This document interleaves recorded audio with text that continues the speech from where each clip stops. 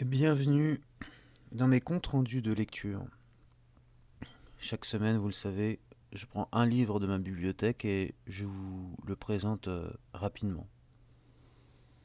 Cette semaine, j'ai choisi de traiter Diogène Laërce, Vie et doctrine des philosophes illustres, euh, dont une édition est parue dans les éditions du livre de poche. Euh, Donc moi je vous conseille, je fais tout le temps des conseils de lecture à prix économique quand même, parce que finalement Diogène Laërce et d'autres sources de l'Antiquité se trouvent tous chez Guillaume Budet, mais bon, vous savez le prix d'un Guillaume Budet pour la quantité de pages, qui est minime. Mais ce prix-là est justifié par la qualité de la traduction certainement, et par la présence du texte original. Enfin, des textes originaux, puisque vous savez que les textes latins et grecs en fait sont une synthèse de plusieurs manuscrits et le travail notamment des philologues est de faire ressortir le texte latin le plus proche du texte primitif. Mais finalement, il a plusieurs manuscrits et tous les manuscrits ne disent pas la même chose. On peut revenir à Diogène Laërce. Donc, Diogène Laërce, qui c'est Diogène Laërce? Eh bien, on ne sait pas grand-chose sur Diogène Laërce finalement. On sait très très peu de choses, si ce n'est ce qu'il dit de lui dans son œuvre, dans son unique œuvre, La vie et les doctrines des philosophes illustres. On a quand même des indications chronologiques sur lui, alors très vagues. Diogène Laërce aurait rédigé son œuvre au début du IIIe siècle. Et plus précisément, on le sait sous le règne de Sévère Alexandre. Alors, avait-il ses entrées à la cour de Sévère Alexandre? On peut le penser. Puisque le règne de Sévère Alexandre, il a ceci de particulier, que c'est un règne qui remet en avant la culture. Pourquoi je dis qu'il remet en avant la culture, le règne de Sévère Alexandre? C'est parce que depuis la fin du règne de Marc Aurèle, on a eu, et la fin du règne de Marc Aurèle et la recrudescence des invasions barbares, on a eu un empire romain qui a réinvesti le militaire et qui a remis la priorité sur le militaire, sur la défense des frontières. Ça a duré donc de Marc Aurèle jusqu'à Sévère Alexandre.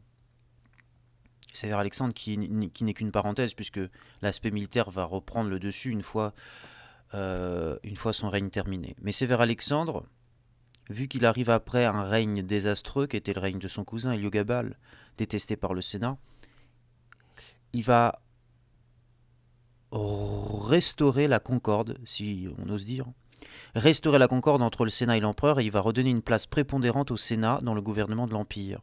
Il va lui un peu se mettre de côté, tout en restant le princeps. Et ce Sénat, on sait que cette classe sénatoriale, elle n'est pas tellement orientée vers le militaire, mais elle a une forte inclination pour la culture. Et les grandes œuvres littéraires, de toute façon, de l'Antiquité, sont quasiment toutes issues de la classe sénatoriale. Sévère Alexandre, le règne de Sévère Alexandre va réinvestir, juste, je l'ai dit, va réinvestir, va restaurer Rome comme puissance culturelle, non pas comme puissance militaire, mais comme puissance culturelle. Et la cour de Sévère Alexandre va être brillante. Brillante, c'est dans cette cour donc que doit s'inscrire l'œuvre de Diogène Laërce, puisque à la cour de Sévère Alexandre, on a une œuvre juridique d'importance qui se forme. Dans cette cour, on a, comme membre de cette cour et de l'empereur, on a Ulpien. Ulpien, c'est le plus grand juriste de l'Antiquité. Et il a écrit son œuvre, il a développé sa pensée sous, notamment, le règne de Sévère Alexandre, qui lui a donné plein d'attributions. Enfin, il était préfet du prétoire de Sévère Alexandre. Ulpien, c'est le juriste le plus cité dans le digeste de Justinien. Donc, on a dans cette cour de Sévère Alexandre une une production brillante, une production juridique brillante avec Ulpien. On a des productions littéraires tout aussi brillantes avec Cassius Dion. Cassius Dion qui était du parti sénatorial, qui était l'un des grands sénateurs du temps de Sévère Alexandre et qui a écrit une œuvre monumentale sur l'histoire de Rome. Donc œuvre culturelle, littéraire encore une fois.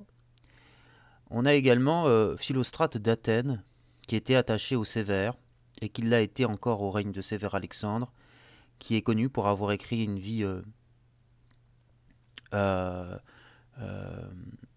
du philosophe Apollonios de Tyane et une vie des sophistes.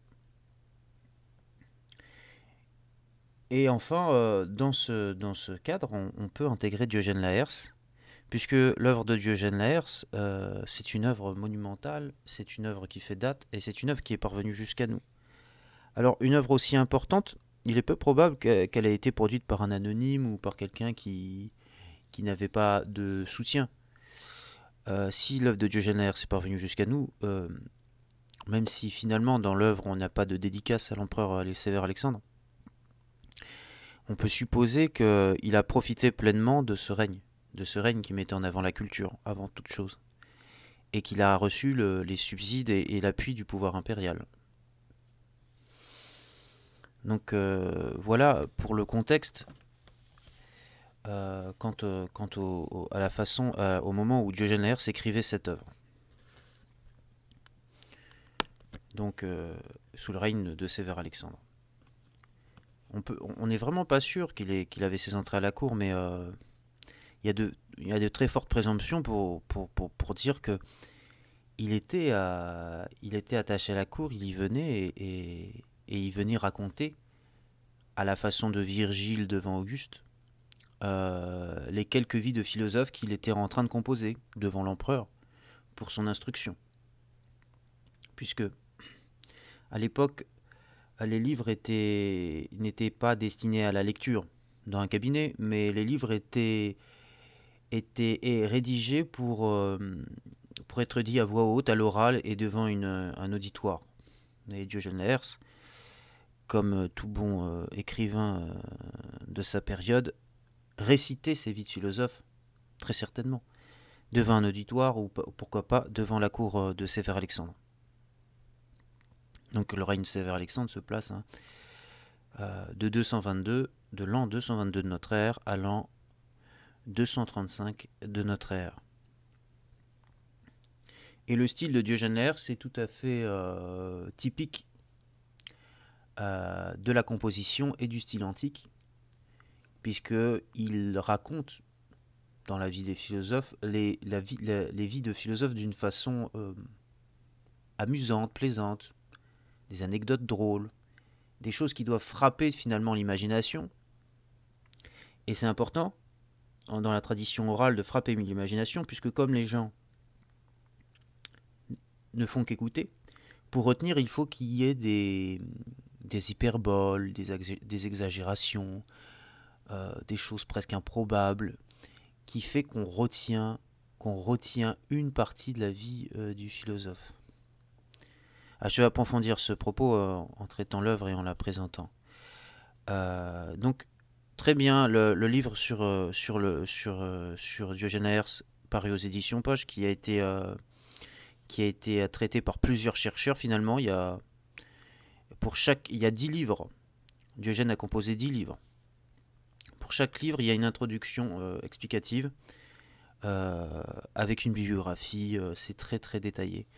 Un travail de recherche qui est admirable, qui a été fait autour de Diogène pour cette édition. Donc le livre de Diogène, il commence par une introduction, et dans cette introduction, il commence par les 7 sages de la Grèce. Les 7 sages de la Grèce qui seraient à l'origine finalement de la philosophie. Alors les 7 sages de la Grèce, on considère et Diogène considère que on peut y mettre Thalès de Milet, Solon, Chilon le Spartiate, Périandre le tyran de Corinthe, Bias, Pitacos, Phérécyde. Enfin, la liste va au-delà des 7 sages parce qu'il y a plusieurs traditions. Et j'ai plus vraiment en tête quels sont les 7 sages que place Diogène dans la liste. Diogène Laërce, il repose et il fait reposer son récit sur un important corpus de sources qui ne sont pas parvenues jusqu'à nous. C'est un compilateur, Diogène Laërce. C'est un compilateur qui va se reposer sur d'autres auteurs qui ont déjà avant lui écrit des vies de philosophes. Donc il va se reposer sur Hieronymus de Rhodes, de Hermippe de Cyrne, Favorinus d'Arles et d'autres. Et la particularité de Diogène, outre qu'il écrit la vie des philosophes, c'est que c'est une mine d'informations, c'est un coffre qui conserve plein de fragments d'œuvres qui ne sont pas parvenus jusqu'à nous. Il y a même des auteurs qu'il cite, ils sont vraiment inconnus. Il y a des auteurs que Diogène cite, on met en doute leur existence parce qu'on les connaît, on connaît rien d'autre à part ce qu'en dit Diogène. On ne connaît pas autre chose. Donc, compilateur, il se repose sur d'autres sources. Et par contre, sa particularité, et ce qui fait qu'il est très précieux pour l'histoire de la philosophie antique, c'est que c'est à lui qu'on doit la découpe, la catégorisation de la philosophie en plusieurs écoles. Finalement, il a catégorisé la philosophie en plusieurs écoles et son mode de classification des différentes écoles philosophiques de l'Antiquité, il nous est resté. Donc l'école du portique, l'école du jardin, le cynisme, le pyrrhonisme, l'école de Cyrène. C'est lui qui a classifié justement dans chacun de ses livres les écoles philosophiques. Il y a 10 livres, il y a pas 10 écoles philosophiques, mais il y a 10 grands courants philosophiques qui suivent les ramifications de la source philosophique. Et il est aussi l'auteur pour lui, il y a 2 traditions philosophiques finalement. Il y a la tradition ionienne, qui débuterait par Thalès de Milet, et qui aurait enfanté toutes les grandes écoles philosophiques de la Grèce originelle, si j'ose dire, de la Grèce balkanique et asiatique. Et puis il y a la tradition italique, qui va finalement de Phérécide, puis surtout de Pythagore, à Épicure qui finalement aurait été influencé par la philosophie venue d'Italie du Sud, par la philosophie de l'école éléenne. Alors Diogène Laërce, il est tout à fait, je le redis, dans son style d'écriture, dans cette façon d'écrire qu'on peut appeler la façon plaisante d'écrire les vies. Il s'inscrit dans la tradition des vies philosophiques, des grandes vies, de la tradition biographique. La tradition biographique, c'est quelque chose de très classique dans l'Antiquité. On pense à Cornelius Nepos, on pense à Plutarque, on pense à Suétone, qui ont exploité ce style d'écrire des vies, d'écrire des biographies. Et donc je reparle du style de Diogène, très amusant, des anecdotes improbables sur la mort des philosophes. Je pense à ces philosophes qui bon, ça c'est assez réaliste, les philosophes qui vont mourir d'inanition en se laissant dépérir. Ce qui l'est moins, c'est les philosophes qui vont mourir en retenant leur respiration. Alors mourir en retenant sa respiration, finalement, c'est un peu plus compliqué. Et il décompose chacune de ses vies, Diogène Laërce, par la vie proprement dite. Ensuite, il va, soit quand la vie le permet, écrire un catalogue de toutes les œuvres du philosophe. Donc ce catalogue-là, il va vraiment aider les chercheurs en philosophie à recenser les œuvres qu'on a perdues. Grâce à Diogène, par exemple, on sait qu'Aristote il a écrit tant d'œuvres et qu'on a conservé que que cette partie-là des œuvres d'Aristote. Enfin, Aristote, on en a conservé une grande partie, donc l'exemple n'est pas totalement bien choisi, mais disons que pour Diogène de Sinope, voilà, on a conservé beaucoup d'œuvres, ou que pour Théophraste, on a conservé pas beaucoup d'œuvres, mais que Diogène, lui, il en fait une liste, la liste des œuvres de Théophraste est bien plus longue que les œuvres qu'on a conservées. Donc, en fait, Diogène Laërce, il est un peu inquiétant parce que il nous met en face de cette perte monumentale des œuvres de l'Antiquité, des sources de l'Antiquité. Et, et sa valeur d'encyclopédie, voilà, il y a une valeur encyclopédique et n'en est que relevé, n'en est que relevé. Donc il fait à chaque fois un catalogue, quand le philosophe est assez important, il fait un catalogue de ses œuvres. Puis il finit à chaque fois toutes ses œuvres, toutes ses vies de philosophe, elles sont finies par un épigramme. Un épigramme, c'est un poème assez plaisant qui va souligner la façon dont est mort, soit qui va souligner la façon dont est mort le philosophe, mort marquante, soit qui va en quelques vers reparler d'un trait marquant de la vie du philosophe. Et à chaque fois, on n'y manque pas, Diogène écrit son petit poème, sa petite composition pour résumer la vie du philosophe dont il vient de parler. Et on a aussi à chaque fois une catégorie sur les homonymes, puisque les Grecs avaient souvent des noms similaires. Donc il va dire par exemple Platon, bah voilà, Platon, il y a Platon, le fondateur de l'académie, mais il y a aussi Platon un tel, qui n'étaient pas du tout en fait des philosophes, mais qui étaient, je sais pas, maçons, grands sculpteurs. Donc des choses un peu qui peuvent paraître hors sujet, mais qui font partie de ce style un peu plaisant de raconter l'histoire, de marquer les esprits, de faire rire. Finalement, la plupart des vies des philosophes, ce ne sont pas des exposés doxographiques, c'est-à-dire où Diogène va parler vraiment de leur philosophie.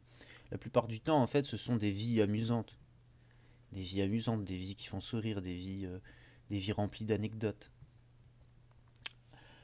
Pour le coup, la vie la plus philosophique, la plus fouillée, la plus approfondie, et c'est la raison pour laquelle on a pensé que Diogène Laërce était certainement épicurien, c'est la dernière de ses vies, la dernière des vies qu'il écrit dans son œuvre, c'est la vie d'Épicure, qui est la plus longue,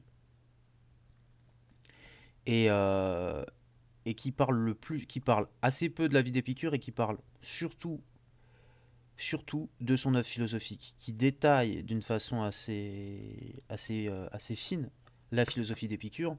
C'est vraiment la philosophie, vraiment, on rentre dans le dur de la philosophie avec la vie d'Épicure, avec la dernière des vies. Et c'est notamment à Diogène Laërce qu'on doit conserver les lettres d'Épicure. Parce que vous avez des éditions de lettres d'Épicure, je ne sais pas, lettres d'Épicure à Ménécée, mais finalement, ces lettres d'Épicure qui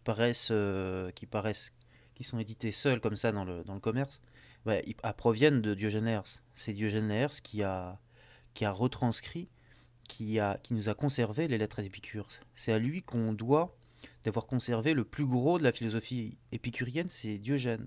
Et c'est dans cette vie d'Épicure qui conclut le livre et qui est la plus grosse, finalement. Ce qu'on doit à Diogène Laërce, parmi tout ce qu'on doit à Diogène Laërce, déjà d'avoir conservé plein de références antiques, plein de sources qu'on a perdues, c'est aussi d'avoir conservé une grande partie des écrits d'Épicure. Et c'est la vie la plus philosophique finalement. Diogène Laërce, voilà, donc c'est un auteur antique, c'est un auteur qui écrit sous Sévère Alexandre, c'est un auteur qui respecte les canons du récit qui ont été fixés par Cicéron avec son De Oratore, c'est-à-dire certes instruire les auditeurs, mais le faire d'une façon plaisante, le faire d'une façon qui accroche l'esprit, le faire d'une façon amusante. Et de fait, c'est un pari réussi que nous livre ici Diogène. Alors Diogène, il va pas explorer la philosophie récente lui, il a vécu au IIIe siècle après Jésus-Christ. Il va pas tellement traiter de la philosophie du 1er siècle avant Jésus-Christ au IIIe siècle après Jésus-Christ. Il va plutôt se rester sur la philosophie la plus classique, la philosophie classique si on peut dire. Au plus loin, pour certaines écoles, bon, il va remonter à Carnéade pour l'Académie, il va remonter à Carnéade, c'est-à-dire au milieu du IIe siècle avant Jésus-Christ. Pour les sceptiques, il va aller jusqu'à Pyrrhon. Après, vraiment les auteurs les plus récents, les philosophes les plus récents, il va pas en faire des vies en tant que telles, mais il va plutôt les citer comme des références. Puisque Diogène, c'est pas le premier à avoir écrit des vies de philosophes, c'est pas du tout le premier. Il a compilé plusieurs vies de philosophes et il a des sources primaires qu'il utilise à foison pour justement se renseigner ses vies. Notamment Hermippe de Smyrne, qui lui aussi a écrit des vies de philosophes. Et puis ensuite, pour Épicure, il a trouvé la plus grande partie de sa source chez Apollodore l'épicurien. Il a puisé aussi chez Philodème de Gadara, qui était le professeur de Virgile. Mais de ces gens-là, il n'en a pas fait des vies. Ils sont ses sources. Et il en parle à la marge. Donc, je vais pas m'apesantir plus longtemps.